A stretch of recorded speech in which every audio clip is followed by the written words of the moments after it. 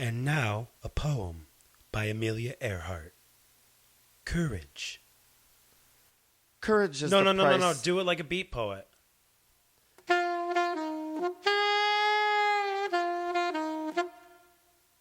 Courage is the price that life exacts for granting peace. The soul that knows it not knows no release. Do it like Def Jam. Courage is the price that life exacts for granting peace. The soul that knows it not knows no release from little things. Do it like a Beanie Baby tag. Courage is the price that life exacts for granting peace. The soul that knows it not knows no release. Now do it like the Vagina Monologues. No. Do it like Ani DeFranco. Courage is the price that life exacts for granting peace. The soul that knows it not knows no release from little things, knows not the livid loneliness of fear, nor the mountain heights where bitter joy can hear the sound of wings. How can life grant us boon of living compensate for dull gray ugliness and pregnant hate? Unless we dare the soul's dominion, each time we make a choice we pay with courage to behold the restless day and count it fair. Fair. Fair.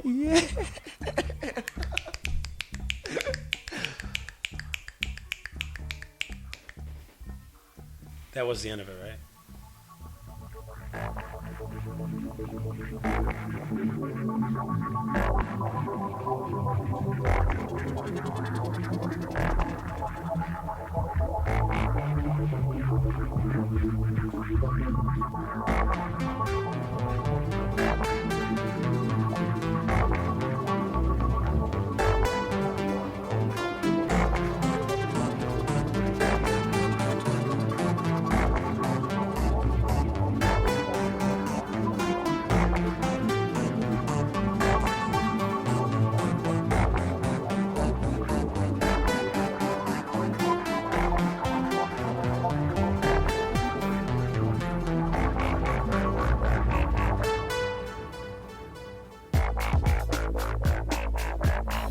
You're listening to Fairpoint.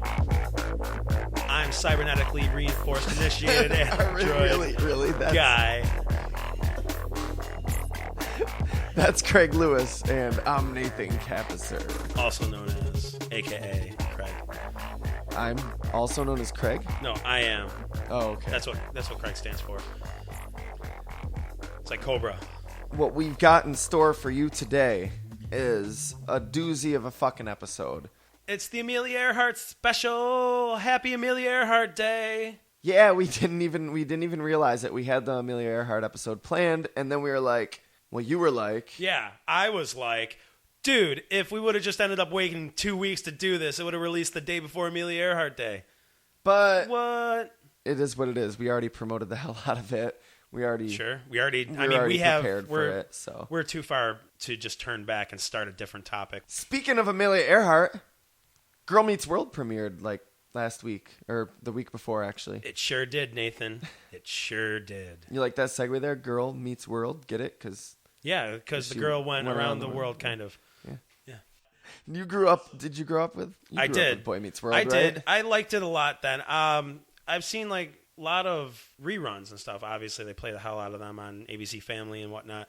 Honestly, I stopped caring about it. It didn't really. Meh. I wasn't one of the people. I will admit, I was not one of the people that was like, I have to see Girl Meets World. I was like, it's probably going to be bad. It wasn't great, but I mean, what pilot is, to be fair. Exactly. Ben Savage did great. Topanga Ben did Savage. great. He's the world's greatest actor. No, he did, dude. He played Corey. He did good. Or was it Fred Oh, Savage? you're being serious. He's the world's it was one of them. Ben or Fred. One of them. Probably Ben. I like Ben better.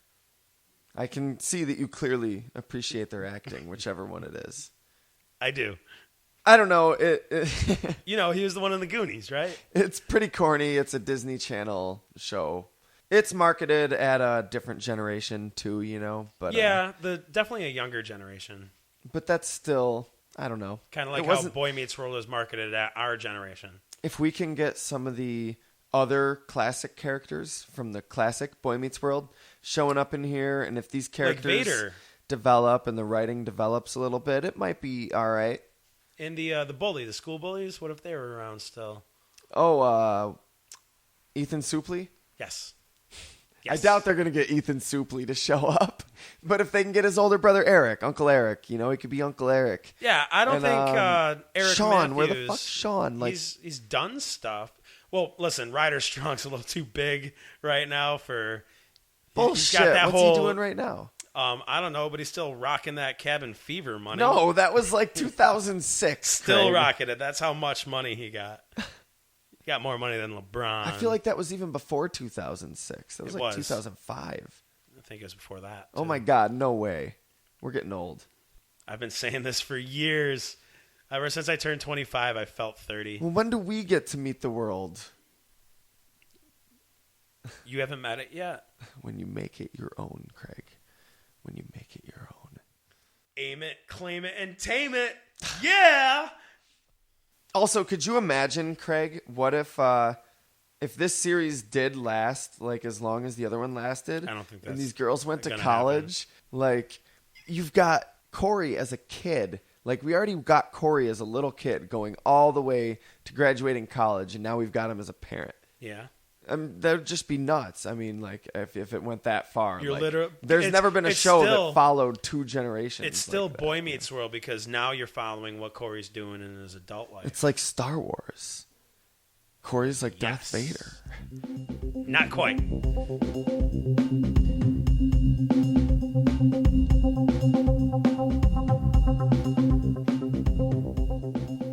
Okay, so recently it came back into the news again. This whole debate on whether or not corporations are people. Wait, but corporations are people too, right? We don't want to alienate corporations. Anybody. We don't want to alienate people. So if corporations are people, we don't want to alienate them. Right. Well, I mean, there are people that are behind the corporations. Most of them are greedy fucks, but... Well, we don't want to alienate people by getting political, but I don't know. I figured I wanted to chime in a little bit on this. I wanted to keep it succinct and... Well, Nathan, you have the floor. Take it away. Okay. Here's my opinion. Soapbox and all. Come on, let's go. Women are people. Corporations aren't people. If we're going to have an argument about who is afforded human rights, I don't think it should be about corporations. I think it should be about chimpanzees. They share 90% DNA with humans.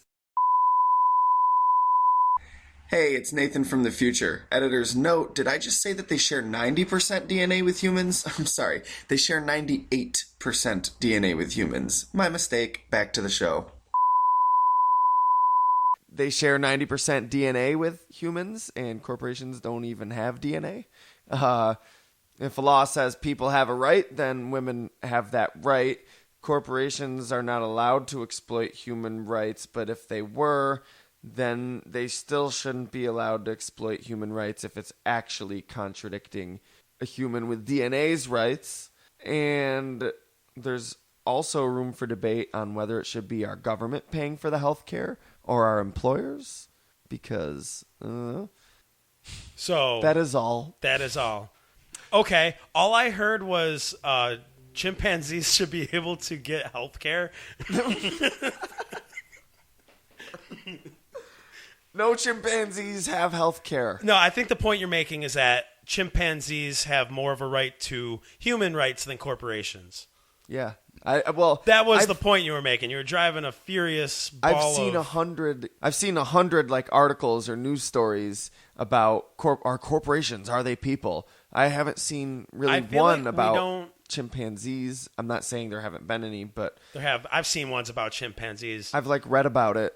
Yeah, this is actually more going on. Basically, this is practically the Hobby Lobby thing going on, right? That you're talking about, that you're making a more generalized statement about corporations in general. But that's the big thing that's hitting the fan right now is the Hobby Lobby decision with their health care. Oh, yeah, there's another thing I wanted to throw in there, too, which is that beliefs don't grant you different rights. Which isn't to say anything against anybody who believes or doesn't believe anything. It's just that what you believe If there's a law, like the law should be there because breaking that law would be bad for other people. That's the only reason we should have laws, to protect people from doing something that would be bad for other people. Of course.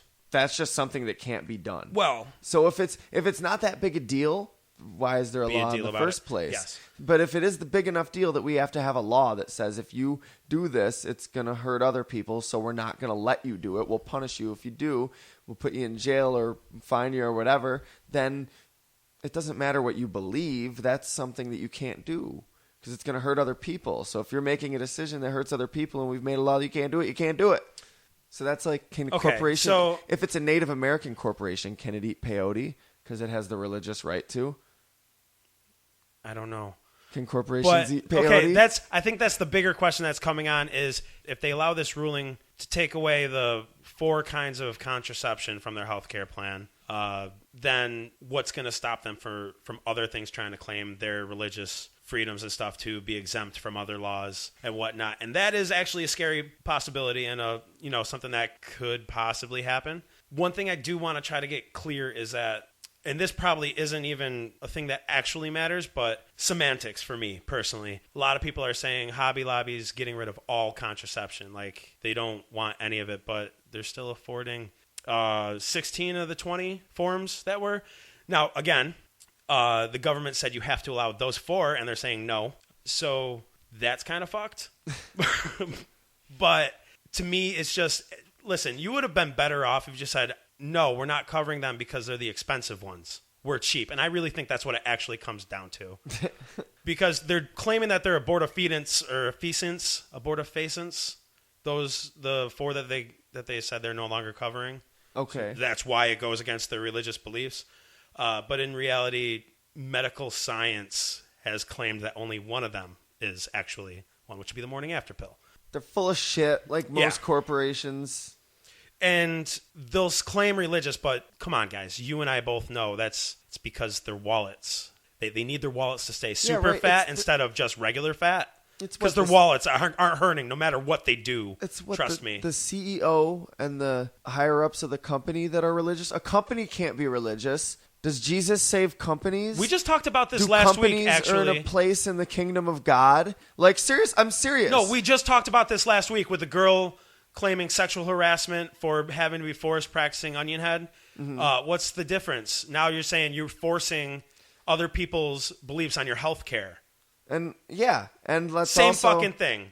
Like, if this corporation's a person and it's a Christian person, so you're telling me that company has been saved by Jesus Christ and has earned has a place in the kingdom of heaven. They've seen the light, yes. Has repented. And yes, they're absolved of all their sins. I bet you they're quite hefty. Sorry. Absolved. No, corporations aren't people. Absolved. And I don't think that's a political statement. That's why I'm not afraid of alienating people, because I'm sorry. If you disagree with me, that's cool. There's no reason we can't disagree. It doesn't really matter. That's fine, CEOs probably don't listen to us. Well, people that disagree with us might, and that's cool. There's nothing wrong with that. Do you think a corporation is a people? Do you think a corporation is a people? But I don't think that's a political issue. Like, is a corporation a person? No. If it is, there's something seriously wrong has gone on. Well, let's skip across the pond to Gwynedd, Wales. They have discovered a way to turn an abandoned quarry into a gold mine. A gold mine? Yes, that too. You'll achieve a golden mine. It's like a heart of gold in your head. Just let me finish. After going to this place, I'm sure you'll achieve a golden mine. Okay. But it's also coincidentally a gold mine. It's not an actual gold mine. That's a metaphor. Okay. It now houses the world's largest underground trampoline system. It's a whole adventure thing you do. You go down, they give you cotton hose and some safety gear, and you walk down these stairs, and you can go in like this giant trampoline. 3 stories of it is suspended across a cave gap. Yeah, for real. And you can just jump up and down on the trampoline, looking down. Like, that's like a deep cave. I can't even see the bottom. Oh my God. I don't know how deep this is. It's just really dark. And yeah. I imagine the ceiling is very high. Yes, absolutely. It's just in the middle of this fucking cave. And it looks so great. I want to go there. I want to go there so bad. Like, honeymoon. That's where I'm going. Also, to get to the different intersecting trampolines, there's stairs to go up. And if you want to go down to the next level of a trampoline, there's this slide chute you go down. And it brings you right down to the trampoline. Wait, there's levels to the trampoline? 3. So you like jump from one trampoline to the other? Oh, no. They're all enclosed. That's too dangerous, Nathan. You're a madman. Too much Super Nintendo growing up will do that to you. For real, dude. For real. Now it's like 3D platforming, so you got to be super careful on where you jump. Like, you have no idea how many times depth perception has killed me dying in Super Mario 3D Land. Depth perception? More like death perception. There, he said it. It's true. Well, Craig. Yes? Christian Bale is playing Moses in Ridley Scott's Exodus. Oh, sweet. Batman. All I have to say is, you better speak with a British accent or else it won't be historically accurate or geographically accurate or biblically accurate. Not unless he speaks with a British accent. Well, I think he's okay. Every historical movie. I was going to say Bible movie, but no, it's not just Bible movie. It's pretty much any movie made in any historical area. Well, any no, area not of true. Earth. Everyone's white and speaks with a British accent. Charlton Heston was what was the movie where he like tore down the Gladiators? The Ten Commandments. No. Charlton Heston? True. Yeah, the Ten Commandments. No, but right? I'm thinking of a different movie. Rome, ancient Rome.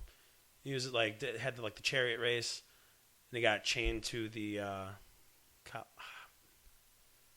Well, we're gonna be like knee deep in Amelia Earhart, and I'm just gonna blurt out the name of this movie. Hey, Nathan from the future again. Editor's note, I think the movie he was talking about was Ben-Hur. Back to the show. Yeah, well, I don't know. I like Christian Bale, though. I'm a fan. If there's anything I think he could do a British accent. So there is hope. There's always hope, Alfred. Or wait, it would probably there's always hope. And then Alfred's like, "Why are you talking to me like that?" No, that was supposed to be Alfred. That was my Michael Craig. Oh, there's what always we hope. do, okay. What? There's always hope, Christian Bale. Alfred, I keep trying. I'm gonna play the Pharaoh. I guess my mind's not together right now, so. Real fucking professional, Craig. Oh yeah, you're an amateur. That's what you are. Okay, we're sorry. Everybody's heard the tape. He was in a rough time. He was in Terminator 4, after all. It's excusable. Stressed out. Finally, I don't know if you remember late last year, Lindsay Lohan was threatening to sue Rockstar Games for the release of Grand Theft Auto 5. I did not know that. Well, she went through on her threats now, and she's officially suing them. About what? Oh, she says that they stole her personality and likeness. Trevor from Trevor. Yeah, Trevor. Oh, come on. I know they're very similar, but I know you can't tell them that much apart. But Trevor wasn't based on Lindsay Lohan. Well, I mean, he got rid of her hair. It's just a familiar archetype. No, but actually, a lady in one of the missions that's like evading paparazzi or whatnot, she's saying that they stole her likeness from that, both in design, clothes, and how she acts. Oh, so you mean like every other spoiled Hollywood brat? Yes. So, we'll be waiting for Paris Hilton to contact them and sue them. I don't know, Kristen Stewart. I don't remember her looking like Lindsay Lohan, though. No, actually, she does look like someone specifically, an actress who modeled for it. Shelby Wellender. She gave them permission to use her likeness. She got paid for it. And all. So, shut up, Lindsay Eggs Lohan. on her face. She's like, ooh. I mean, no, I'm nothing like that. I don't I act like really that. wish all the machete money hasn't dried up, which it has.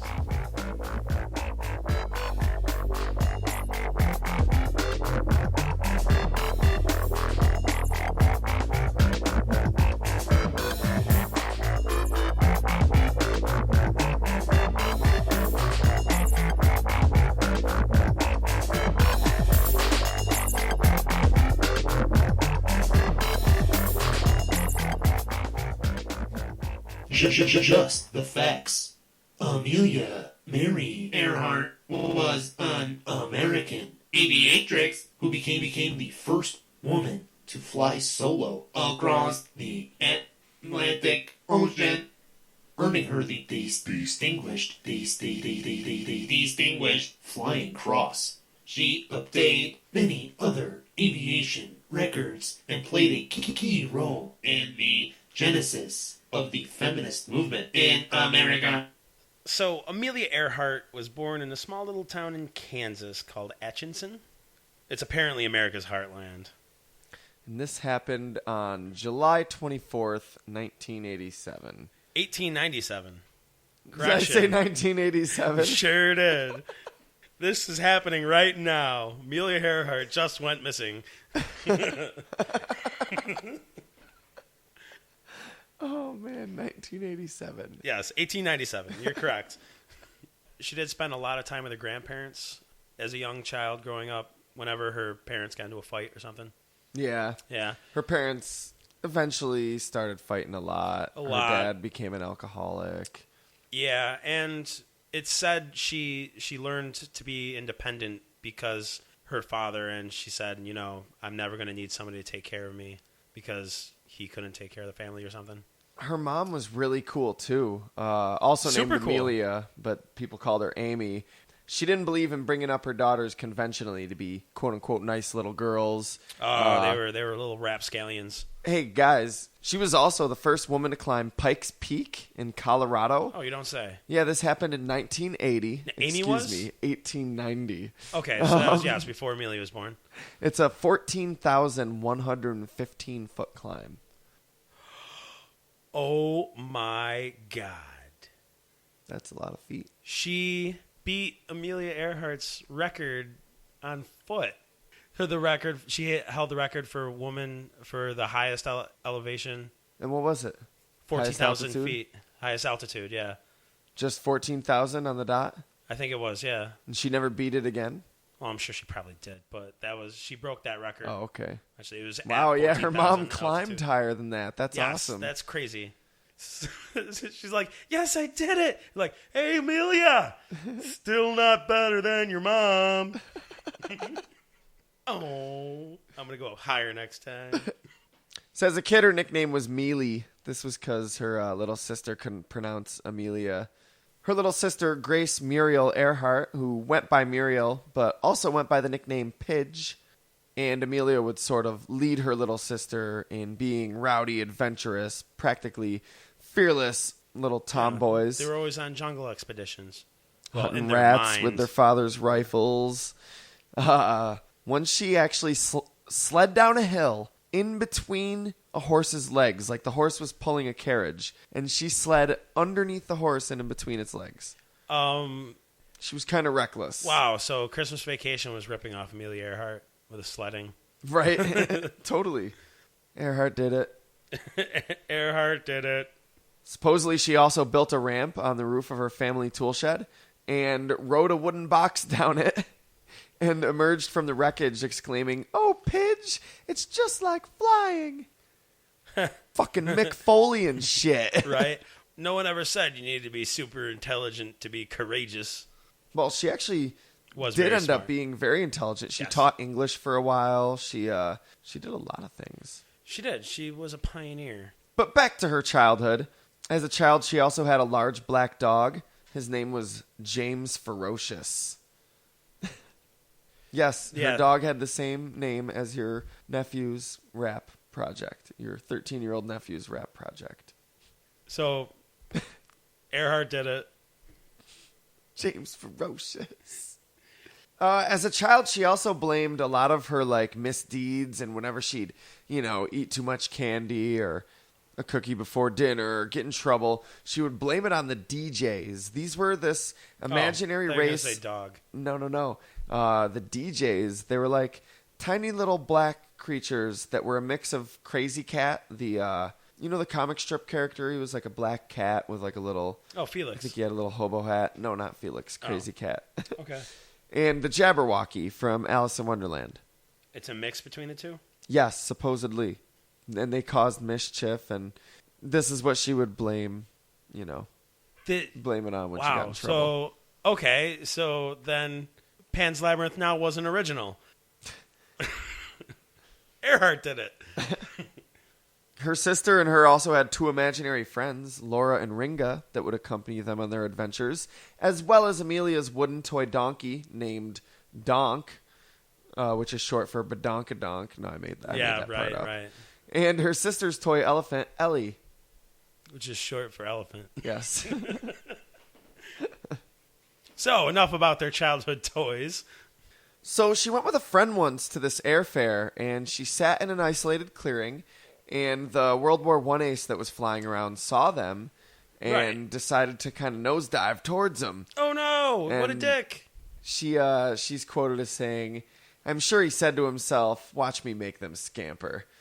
But she didn't move. She stood there and just looked him dead in his eyes, and also commented, "I did not understand it at the time, but I believe that little red airplane said something to me as it swished by." Oh, what did it say? Don't you believe it? Nice. Yeah, well, I think she was smart enough, and she was like, well, this guy hits me. He is in a world of trouble. So, what a jackass. Her friend just dipped. Yeah, her friend was like, get away, Mealy. She's like, no, but you know what? You thought I was in danger, and you just dipped. Fuck you. No, we're not friends anymore. She was like, well, you didn't move at all. So we're not friends. So I'm ending this friendship.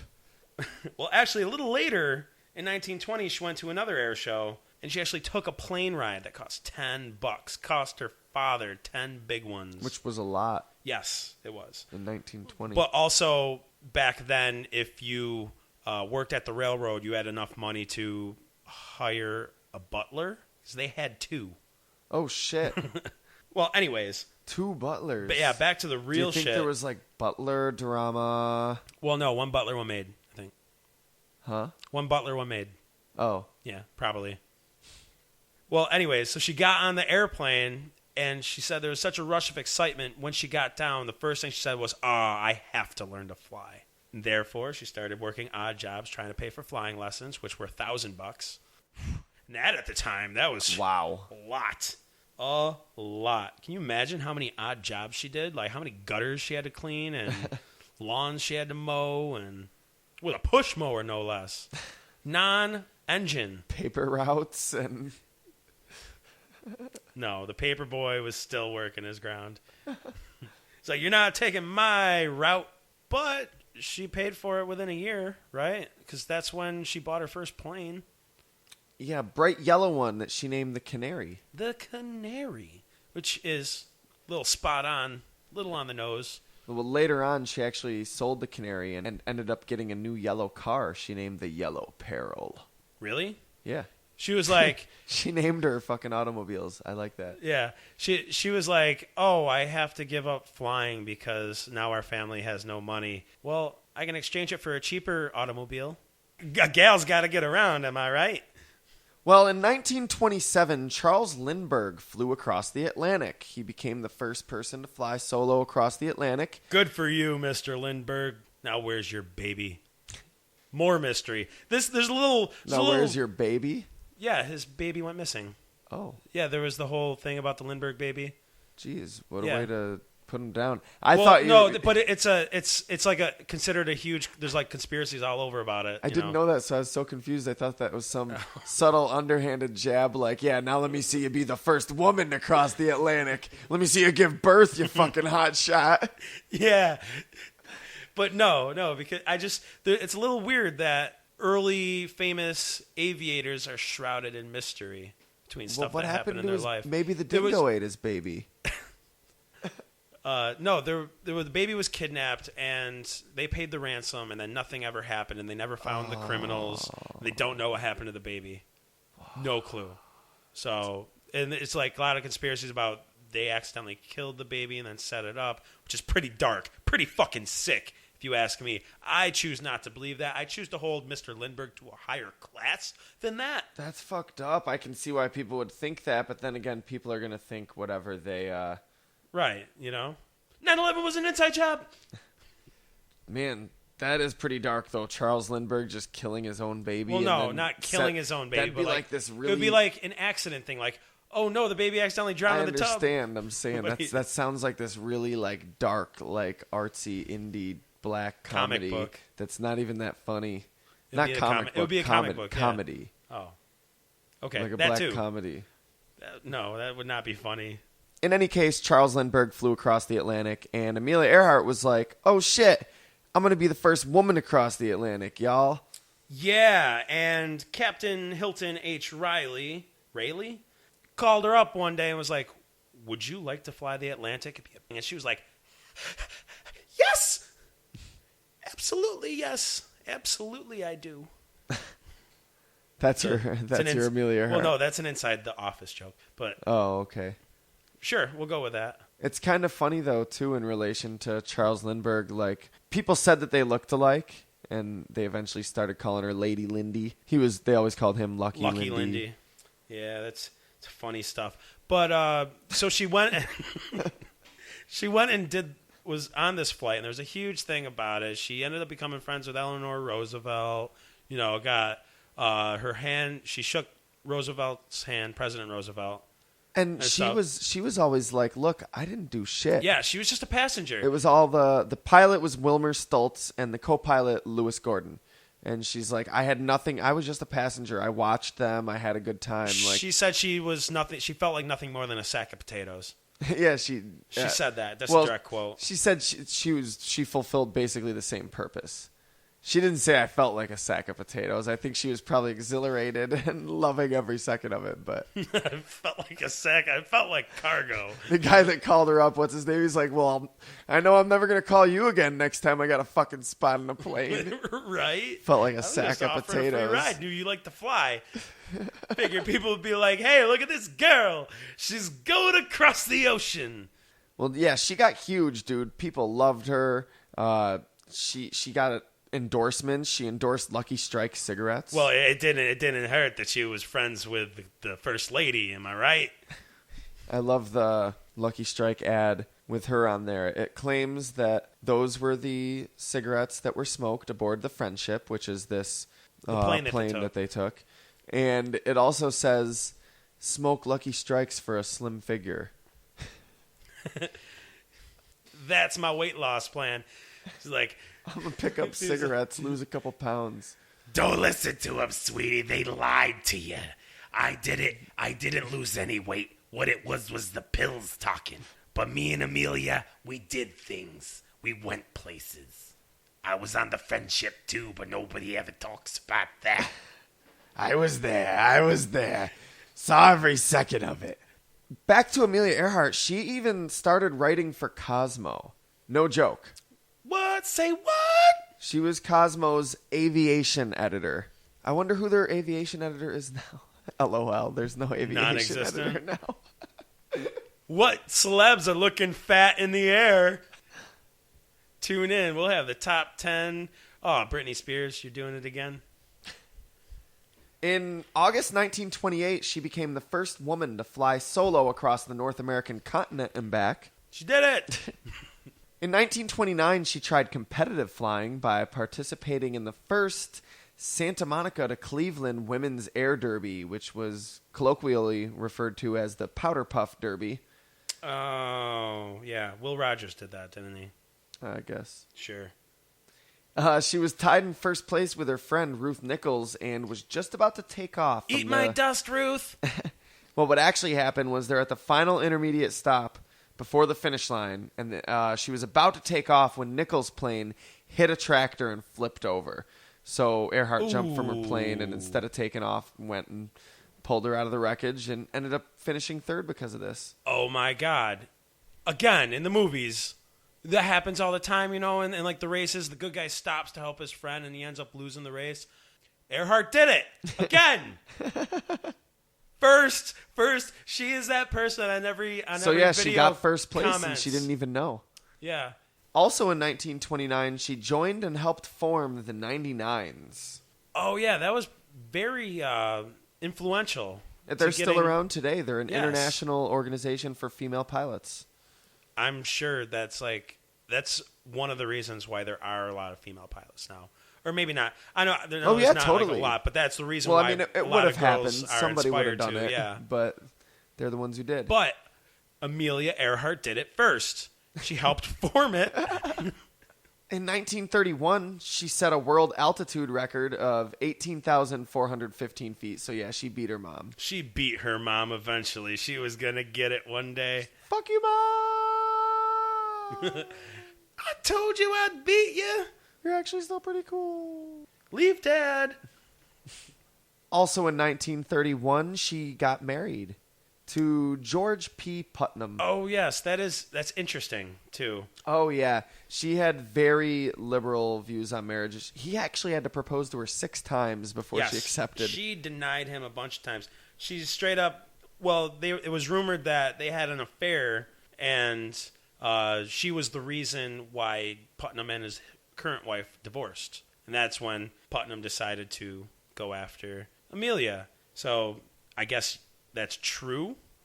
Whether or not they had an actual affair is, probably not. But she is the reason why they split up. She was like, nope, I'm in love with Amelia. But yeah, I guess she just wasn't hearing it. She's like, I got my own thing going. Fine. Fine. I'm not changing my last name, though. She didn't change her last name. Of course not. He is now known as George Putnam Earhart. No, not true. Check it out, though. This was her prenup, dude. Oh, yes. I'm so glad you brought this up because it's great. Dear GPP, there are some things which should be writ before we are married. Things we have talked over before, most of them. You must know again my reluctance to marry, my feeling that I shatter thereby chances in work which means most to me. I feel the move just now as foolish as anything I could do. I know there may be compensations, but have no heart to look ahead. On our life together, I want you to understand I shall not hold you to any medieval code of faithfulness to me, nor shall I consider myself bound to you similarly. What up? Vows mean shit, son. That's so Amelia.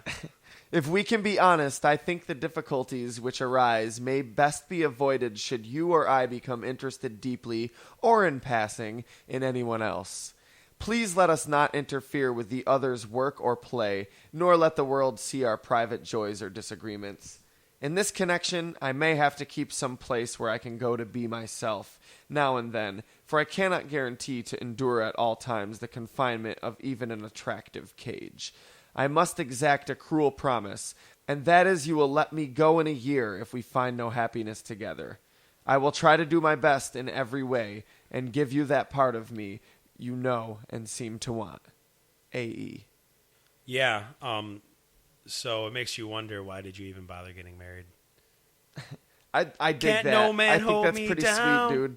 Especially so early before there was any... Because it was like... Yeah, at that time, marriage, it's like now you're his possession. And there was no, support group. There were no other people that were like, yeah, I'm an independent woman who's not going to change her last name and doesn't want to get married. Right. I'm not saying there were none, but you know what I mean? She was like, fuck, I don't fucking want to. Course. Fine. Yes, I love you, but fuck. Again, seems like Earhart did it first. Not changing my name. No way. My name is a brand. Don't you understand this now? I don't know. Well, in 1932, she did one of the big things that she's famous for. What was it? She rolled the world's largest rubber band ball. Yes, but actually, I didn't know you knew that. That's actually one of the lesser known things. Yeah, that's right. It's still the largest. That's right back there in my in the deeper reaches of my brain. So large it was like sucked out of the Earth's atmosphere by the sun. Yeah, and now actually, orbits it was the sun. It was the size of Honduras. But it got bigger than that. It did. Yes. Then it was the size of South America. It got bigger. It got to like the point where it was bigger than the moon, and the sun just pulled it out of our atmosphere. Thousands of people died. Well, it was pretty horrible and awful, but like any strong man or woman, that's Amelia why Earhart we have the new month of March. Said I was wrong. I'm sorry. Yeah. In 1932, though, she intended to emulate Lindbergh's flight across the Atlantic to Paris. But due to a very bad ice storm, she didn't make it to Paris, and she was forced to land in Northern Ireland. Definitely unlucky in flying sometimes, it seems. She got, like, every time she tries to go up, she's like, oh, no, weather conditions, terrible. This stuff's not easy. You know what I mean? No. There was a reason Charles Lindbergh was the first one to do it. But again, she became the first woman to fly solo across the Atlantic Ocean. So she got farther than anyone else had. She did it. She made it to Ireland. Yeah, have you heard the little story about where she landed? Yeah, where the guy asked, "Have you come far?" Some farmer saw her and ran over or something. Yeah, have you flown far? She was like, "What would she say? From America." Oh, just from America. No big deal. NBD. Just pit stopping here. Gonna re-gas and go back up. In 1934, she introduced her fashion line, Amelia Earhart Fashions. That's awesome, too. Again, Amelia did it first, right? So it was a worn bomber jacket? Before P. Diddy and J-Lo and... Jay-Z. Lindsay Lohan's going to sue Amelia Earhart now. Lindsay Lohan's she's gonna start a fashion. She's going to start a fashion line and then sue her. You're such a bitch. You ruined my chances at starting a fashion line. In 1935, she became the first person to fly solo from Honolulu, Hawaii to Oakland, California, which is a thing. From Honolulu to Oakland. Oaktown, what up?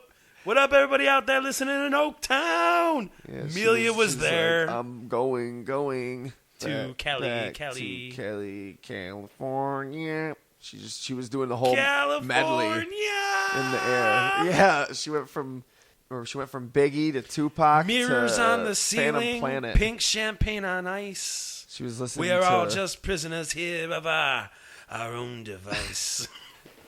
That was Hotel California. And then she closed out with just a random Red Hot Chili Pepper song. They're all about California.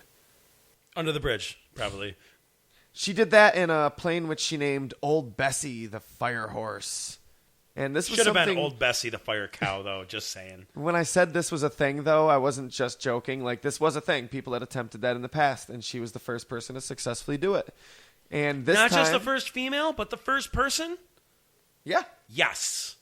By this time, she had also set 7 different women's speed and distance aviation records. She's my hero. She's my hero.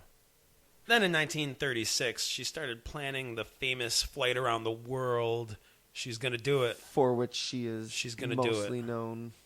Yes, the famous flight around the world. Yeah, she would fly around the equator, more or less around not just a direct line. That you can't do that. That'd be difficult. That would be damn near. That would have been impossible. Solar winds. You have to stop and refuel in places. It has to be planned out. There's a million reasons. It's not like they just have specific gas stops in the middle of the equator. But this was as close to the equator as she could, figure. And it was 29,000 miles. A Lockheed Electra 10E was built to her specifications, which she kind of nicknamed her flying laboratory. Whoa! Once you look at that, not only is my birthday St. Patrick's Day, but it's also the date that they first attempted to fly across the world. Yeah, what was it, your negative 48th birthday? Let's see, carry the 47th. Yeah, negative 47. You were born in 84. Okay. So yeah, they attempted to take off, but there were numerous problems. So many problems, so many complications.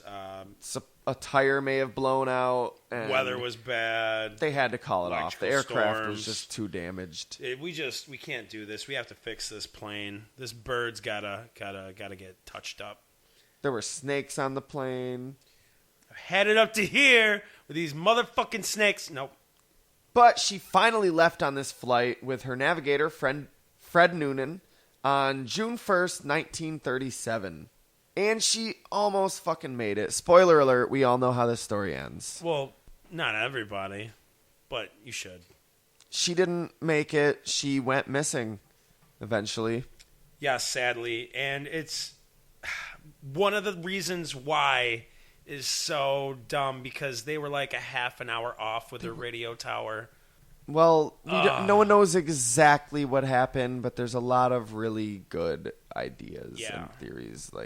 But they were so fucking close, dude. Her destination was Howland Island, and her last known position report was near the Nukumanu Islands, both of which are islands between Australia and the U.S.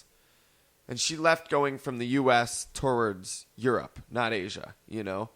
Right, so she had already went all the way past Australia. It. Yeah, so one of the thoughts is asking the people in the towers, they thought that they might have been 30 minutes apart in time, thinking they're on the same time because of the fucking time zone difference. And they had put like a different type of latitude longitude meter or something in the plane that she didn't get a lot of education with. So she was sabotaged. But there's a lot of theories as to what happened. Which one's the right one? You be the judge. We're just presenting the case. The most popular theory, crash and sink. She ran out of fuel and ended up crashing in the ocean. There's a lot of evidence that she didn't properly refuel at her last stop. Yeah, she didn't refuel enough. That could have also contributed to her because she was a very skilled aircraft pilot, aviatrix, if you will. She could have noticed that she was running low on fuel and landed safely, in an emergency on an island and got stranded there. Yeah, that's one of the most popular rumors. At least she had somebody with her if that happened, because right? Let's hope she didn't suck. end up eating them. She was like, thank God for my marriage vows. We're good, Noonan. Oh, you're so bad. Actually, more recently, people that have been searching for her have found on, I think it was a Nukumoro Island, like a broken jar, like old jar of anti-freckle cream. And it was said that she was really self-conscious about her freckles. Yep, and she Which hated is so freckles. Stupid. And no, there's a bigger mystery. Who allowed somebody to create anti-freckle cream and sell what's it wrong to with people? Freckles? I know it was the 20s and the 30s, and they were like, oh, new inventions every day. Just come. You hate your freckles, you hate your freckles, you hate your freckles. Why don't you just get a hold of Big Mac's Vanishing Freckle Cream? Anti-freckles, you hate freckles. There's going to be no more freckles. Just sprinkle a dab on your cheek, rub it in, rub it out. That's it. No more freckles. That's how they sold this, like Craig. We just got 10 emails asking us where to purchase there was 3 congratulating us on getting a sponsor. And we did it. Big Mac's anti-freckle cream. But also on the island, that wasn't the only thing they found on this island. They also found a broken woman's compact that looked like it had been like 80 years old or so. Like it was an old time compact, like one of the early ones made. So, I mean, yeah, it's people think that they possibly crashed, were stranded on the island, and they just were deserted there. So hopefully they lived for a little bit, right, before the wildlife took over. Yeah, but what would be worse, dying relatively immediately, knowing you're about to die and having like a minute or two to prepare for death? No, that would suck. Or dying slowly as you starve and... There's a third option, being eaten by animals. There's actually more options, perhaps. There's an other crazy conspiracy going around that she was actually an American spy for FDR, and she was sent to Marshall Island, and she was actually kidnapped by the Japanese. Now, this fits and it doesn't fit. Because one, at least from what we're all aware of, America had no interest in being in the war at that time. Trying to stay out of it, but who knows? Who knows what happens behind closed doors? 2, what makes it kind of fit is it was around the time Japan entered the war. But there are also people who believe that she was captured as a spy by the Japanese, even though she wasn't. Right. And to embellish on that theory, some people also said that she was the famous Tokyo Rose. Which is probably not. Ridiculous. That's a stretch. Huge. They're just saying that to say it. Like, oh, wouldn't that be cool? Tokyo Rose, for those of you who don't know, it was basically it referred to actually a bunch of people, but they were English speaking. Most of them, I think, were Japanese women in Japan that would do radio propaganda shows. There was no actual Tokyo Rose, I don't think, though. Any specific one? I think that was like a. Well, what I heard wasn't there one that was because the Japanese didn't understand English, like they would actually say encouraging things to the troops? Kind of, not necessarily, but the lady you're thinking of is I can't remember her name, but she's most associated with them, and she was just kind of sarcastic, and she didn't want to. She literally said, "Lock me up with the other Allied prisoners," and they were like, "No." You're doing Japanese. this. You're doing this. She was native to California, and she was in Japan doing something because she was a Japanese woman who was born in California. She was in Japan doing something, and because if she was in California, she would have been in an internment camp. yeah. Well, no, this was. Oh, yeah. Yeah, that's what it was. Yeah, exactly. But no, this was before that. I think she went to Japan before that or something, and she's like, "Well, lock me up with the other Allied forces," and they refused to because of her race and nationality, and they're like, "No, get out of here." Read this. And read it. Do it. So she was kind of underhanded them, and a lot of the military guys actually enjoyed listening to the propaganda. Yeah, it said that's what kept them going. Yeah, they would as like, well, let's see what they're saying. You know what I mean? And then a lot of it, they would notice these funny people being sarcastic and stuff, and they liked it. Supposedly, there was one called Tokyo Rose, and that's who they said they really liked, but no one's been able to figure out who they're talking about. There was nobody that went by that name. We never learned who the real Tokyo Rose was. So, it's Amelia Earhart. Seriously. There was also a rumor that she faked her death to escape this whole celebrity and actually moved to New Jersey. Oh, so she pulled Tupac. Yeah. Yeah, okay. Is Tupac in New Jersey? He's working the Quick Stop. Yeah. No, he's working at the stash. What are you talking about? I'm ringing out, and I'm looking down, looking through my wallet, and it's like $3.95, man. And I look up, and I'm like, and he just puts his finger to his lips, and he's like, shh. And then puts his fingers to your lips. Shh. Does it again. I'm like, you got it, man. No problem, homie. Pack of cigarettes. Pack of nails. But basically, the idea was that she moved to New Jersey and changed her name to Irene Cragmail Bolam. Hey, Craigmail. My mail. Craigmail. Irene, my mail Bolam. This all stems from a man named Major Joseph Gervais. Met her, because this was a real woman. She lived up until 1982. And this man met her and decided that she absolutely, positively must be Amelia Earhart. And she's like, yo, I'm not Amelia Earhart. Yo. But I remember you from 50 years ago. Well, he never met Amelia Earhart. He was just convinced No, I because you all remember these that's what she looked context like clues. And 50 yeah, years he was full of shit. Dumbass. There is another theory that she just plain old couldn't take life and actually did commit suicide. I don't believe that one bit. Really? I've never heard that. No, that's a legit sense. one. Yeah. So dumb. It's just like, well, I guess that was an option. What, you just want to be like, oh, no, she doesn't make accidents. She planned it. Shut up. Also, could have been Gremlins. World War II, this could have been one of their first kills, getting ready for the war. Those son of a bitches. Don't they know what they've done? Or maybe the DJs finally caught up with her. It's pout time. The little black Jabberwocky, yeah, the Jabberwocky guys. Crazy cat creatures. Or, Craig. No. What if Zeus turned her into a constellation?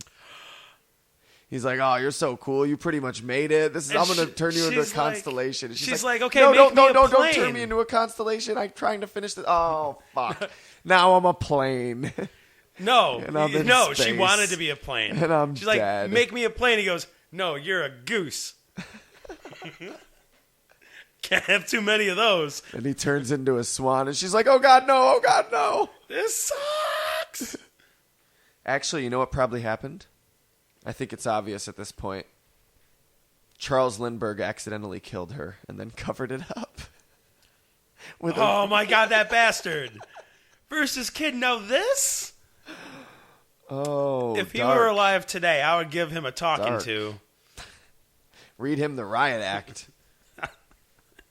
And then throw the book at him, literally. Ow. Did you say ow? Yes, that's what he would say after I threw it at him. What book would you throw at him, Craig? Well, what are you doing? Trying to segue to the Facebook, Nathan? Lead us into the plugs already? No. Well, we're not no. done yet, okay? I got more. I know. I already knew that. Yeah. Shut up. A little early. You pre-me'd, man. You I know. pre'd. No, I didn't. You plug pre'd. Happens to lots of podcasts. Is that what your last girlfriend said? Well, it happened. Amelia Earhart did it first. She landed in Ireland. Give me a break. True, it's true. Okay, fair enough. Well, there is actually Amelia Earhart is still alive. Well, not still alive. A new Amelia Earhart For a new generation. for a new generation. Girl Meets World. Generation X Amelia Earhart. Lindsay Lohan is No, suing. it's past Generation X. God damn you, Lindsay. Just keep your lawyer in your pocket. It's actually pretty cool. I did not know that there's an Amelia Rose Earhart who is also a female aviator. And she decided that she was going to complete the trip for the original Amelia Earhart around the world. And as we're recording this, she's in the middle of the flight. What? Yes. And on her stops across the world, she's going to be awarding scholarships to aspiring female pilots. And she's like our age, isn't she? Isn't she like 30 She's or younger. something? How old is she? She's like 24. Are you fucking kidding me? Yeah, she's rich, You too. know the reason she became a pilot was because her name's Amelia Earhart. Absolutely. Her parents wanted her to become a pilot. They made it. They looked at her and they're like, make it so. But if you want to follow her journey, Her parents' names are Ryan and Barbara Jones. The doctor's We're changing their last The doctor's name. like, you fucking kidding me? Amelia Earhart, really? Amelia Earhart Jones? No, just Amelia Earhart, please. That was an awkward conversation when she was a teenager. Mommy, Daddy, why is my name different from yours? Because you're special. And You're gonna be grow up to something. be something special. You're going to be something. Just wait till we Little tell you Amy. what it is when you're old enough to Little know. Mealy. You're going to be something, Mealy, okay? This is so mean. We have no idea if this is true. We're just making stupid jokes. She might actually be way wicked cool, and like her parents are probably wicked cool. We have no idea. We're just being dicks. But on the real, she's live tweeting basically her entire trip using hashtag #FlyWithAmelia, or you could just follow at Amelia_Earhart, spelled like the real Amelia Earhart's name. Yeah, for real, go her, dude. That's fucking Go her. awesome. I Follow hope she her. wins. I hope she you- wins. I said. I hope she. I hope you do finishes it. I do Yeah. hope you finish it. It's a great thing you're doing. You're giving scholarships to, to young females with big aspirations. Hopefully you'll keep their heads in the clouds and they'll grow up to do something special too. But What kind of clouds would they be keeping their heads in, Craig? the sound clouds. Oh yeah, I can. Yes. Awesome. Yes. SoundCloud.com/Fairpoint Podcast. Absolutely. Once in a while, we'll be updating and Yeah, putting. That was Is there like the anything on weakest- there right now? Yeah, it's not even like it's like the Okay, least important of our whatever. plugs, but I was desperate for a He's segue. desperate for it, and you know what? You worked hard and you achieved it, so I let you have it. Yeah, we only put like one episode up on the SoundCloud every once in a while, and it was the RPG episode, and it still is, but it's unnecessary. I don't know if you noticed, but the RPG episode's definitely. been up. It's back on I iTunes. Was so confused that one day when it just randomly started downloading on my iTunes. Yes, all our episodes are available on iTunes. They're also available on other podcast directories, but iTunes is a up big on one for iTunes. us. Make sure when you go there, you rate and review and subscribe. Okay. I want you to rate and review, but we need you to subscribe. Actually, rate and review. Craig wants you to subscribe. I want you to rate and review. Team Oh Nathan, my God. Team Craig. Oh my God, this is just like a whole left Twix, right Twix thing. People like choosing teams. Yes, choose a side. Team Nathan or Team Craig. We're totally going to manipulate our Subscribe. listeners, dude. This Subscribe. is awesome. Subscribe. Well, it's not going to work if you tell them. We're Brainwashing you. We're brainwashing you. We're brainwashing you. We're brainwashing you. Did it work yet? Here's the thing. only we get to really see the subscribers. Oh, is that how it works? But everybody gets to see the ratings and reviews. Everybody. You can go rate everybody. You can go review everybody. And everybody can see everybody. What the fuck? You know, that rap song. No, I It's don't like, know you that can go one. tell everybody. Go tell everybody. I heard it. It was Are you theme. thinking Kanye? No. To everybody that No. you know. No. I'm thinking no. I'm thinking of something To that go was and probably like like us on Facebook. last Summer Slam's theme song. Oh, but it's yeah, a that's legit, why I don't know it. it's a legit mainstream rapper, though. That's probably also why you don't know it. But yeah, as he was saying, dun, dun, dun, dun, go and check the Facebook. Yeah, like our Facebook. It's the easiest way to communicate with us. A very good way to show us support because people can see those like counts. And you get all sorts of cool updates. And it'll expose your friends to it because they'll see that you liked it. And maybe it'll be like, oh, so-and-so liked this post by Fairpoint Podcast. They'll be like, Fairpoint Podcast? What is that? What is that? This is some new age hocus pocus. And yeah, for real, like that Facebook, shoot us some messages. Let us know what topics you want. Yeah, and if you really like the art on the Facebook, you should go ahead and check out the Tumblr. Yeah, we're always posting art up on the Facebook, but we post way 3 more on times, Tumblr. 4 times, 10 times more art. That should be an ending. Damn it. That's good. Now I preed. Close on that. From the secret room, that's Craig Lewis. And that's Nathan Kappesser. We'll talk to you guys when? Probably next time. Most next likely. time. But also follow at Fairpoint Pod. Oh, yeah, on Twitter. Yeah, the Twitter thing. Yeah. Yeah. See you guys. See you. Bye. Bye now. Toodles. See you.